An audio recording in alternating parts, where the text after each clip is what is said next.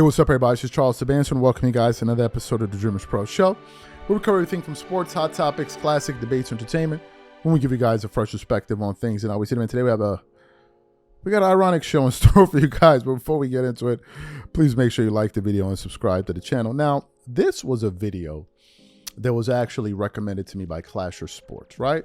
And it's a video that's been going pretty viral of some comments that Joy Taylor made criticizing Jeff Saturday for how he was able to gain employment. Now, the irony around this video is the story that has been circulating, or rather the lawsuit that has been circulating around people's name, people like Skip Bayless and Joy Taylor herself, right? That lawsuit alleged a lot of crazy things in there. One of those things was that Joy Taylor climbed the ladder in an unsavory way at FS1. Right? Essentially, that's what that said. And the lawsuit alleged that she had no real experience to have the position that she had. That's what her former friend, female friend and colleague, said about her. That's not what the internet's saying. That's what she said that a lot of people are reacting to, right? And some people are getting it confused. Oh, men are saying this about women. No. We are reacting to what was said in the document. Not like just men just decided to stand up and just start saying nasty things about women. And no, that's not what's happening. And some people have tried to simplify this situation. Not simplify it, and turn it into something that it really doesn't need to be. Oh, you're saying this and you're saying that. But had this been a man in the same position, you would not find these guys. You would not find these guys anywhere. Hell, they would be even throwing fire on top of it. Look at the situation with Ime Udoka and the Boston Celtics. The moment the news broke, there were some men even arguing with us on our channel talking about when you're a person in position, a power position. I'm like, how do you know Ime Udoka's in a power position when we don't know who the victim, or who the person he had the affair with, the workplace, whatever it is, was? How do you figure that? But they automatically jumped to the assumption that a man did something wrong, and men were up there simping. Best believe me, there are a lot of simps that plague the world these days. They are just ready to sit up there and put on a simp show and hoping that one of these girls is going to choose them. And they're not going to choose you with all that simping. That's the irony of it. Girls ain't looking for these simps. You be thinking they looking for you. They not looking for you. They're looking for men that have the courage and conviction to actually have an opinion.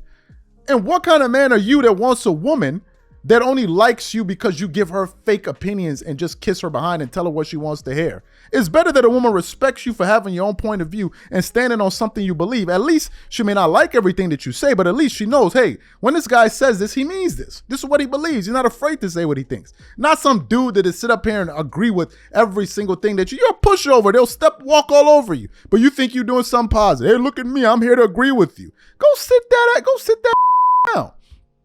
Right? Go sit that down. That's why we got pissed off at Stephen A. Smith yesterday trying to come save Joy Taylor, talking about you don't like the thing that people are saying. You don't like the thing that the women are saying about her. They're reacting to what was said in the lawsuit, but here you come. So what we want to do is we want to play this audio of Joy Taylor criticizing Jeff Saturday of how he got a position and some of the comments that she made, and then we're going to come back and react to her commentary. Take a listen to that there. Whether Jeff Saturday is successful or not does not diminish the fact that the way he got this job was ridiculous and embarrassing and disrespectful to everyone else in the organization. Everyone doesn't feel great about this hire in the organization. What it says to everyone, around the NFL, by the way, not just in-house, is that your hard work doesn't matter. What you put in doesn't matter. You could show up every day. You could get here early. You could leave late. You could put in years, blood, sweat, and tears. And if I have a better relationship with this guy, he's going to get the job over you. Remember that. And believe me, that message is received when you do things like this. So it's not about if Jeff Saturday wins a game over the Raiders or not.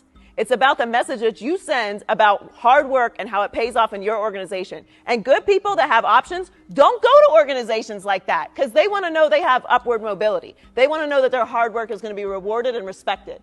And what the Colts did, said, hard work doesn't matter, honey. Relationships do. Sorry about it. And everyone's doubling down on it now.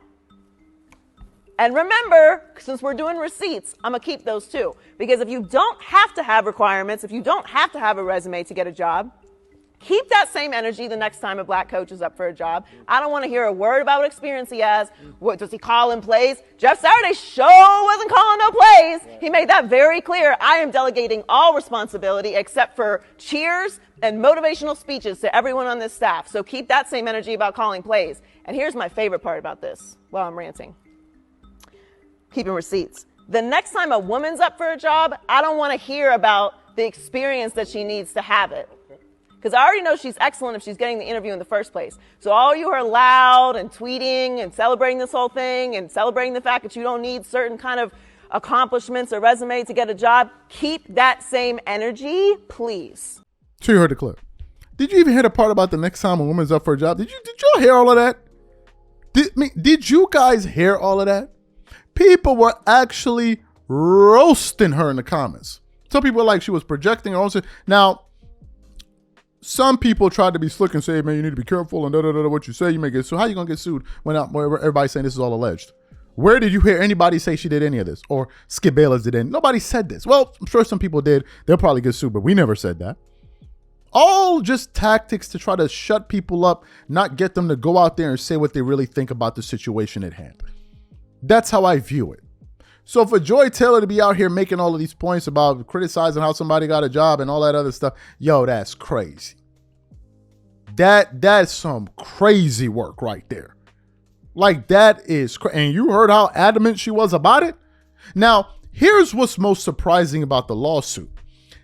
It's not just the things that the accuser said. It's the details. She's giving places, she's giving dates and all times and all of this different stuff, like vivid descriptions of things. And you're like, what is going on? She even described the situation with her and Emmanuel Acho. And then you hear others say, yeah, we heard about that. Yeah, we heard about that. We're like, well, what is going on here? Right? We're not saying that what she said is true, but it's so detailed.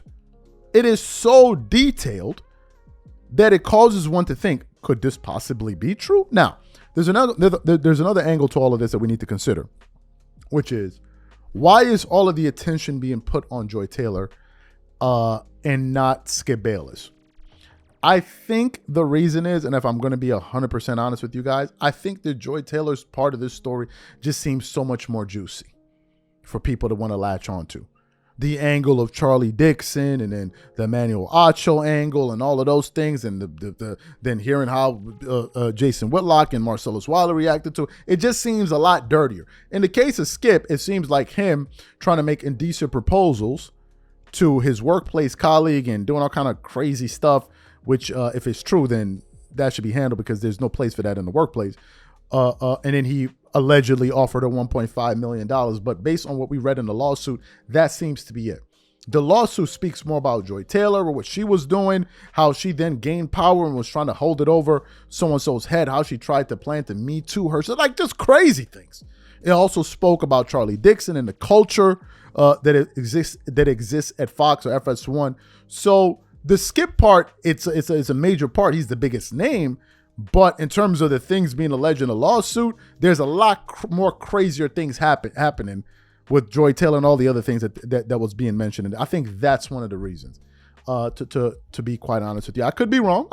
Maybe I'm not looking at this from the proper vantage point, but that's just the way it seems to me. So what I want to know from you guys, what do you think about the irony of this clip here of Joy Taylor basically chastising Jeff Saturday and talking about how women are overlooked because they don't have the right workplace experience and they get these jobs. Meanwhile, that was the very same thing that she herself was accused of in this article, whatever in the lawsuit. Whatever you guys think, please leave your thoughts and comments in the comment section. We catch you guys on the next show. Peace.